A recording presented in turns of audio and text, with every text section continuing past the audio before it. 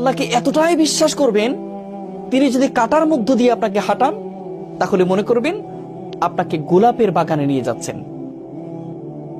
আপনি যদি যে কোনো কষ্টে যদি থাকেন, আপনি যদি ব্যথিত হন, আপনি যদি আঘাতপ্রাপ্ত হন, তাহলে আপনি মনে করবেন আপনার আল্লাহ এই কষ্ট দেওয়ার মানেই হলো আল্লাহ আপনাকে ওয়ালা সাউফা ইয়াতিকা রাব্বুকা ফাতারদা, এমন কিছু দিতে যাচ্ছেন সেটা পেলে তুমি খুশি হয়ে যাবে।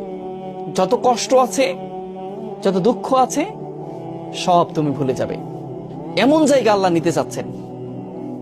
সেজন্য আল্লাহর প্রতি আমাদের বিশ্বাস নাই, আমরা বিশ্বাস রাখতে পারি না। আমরা রাখতে পারি না যে আমার আল্লাহ আমার সমস্ত কষ্টগুলো মুছে দিবেন।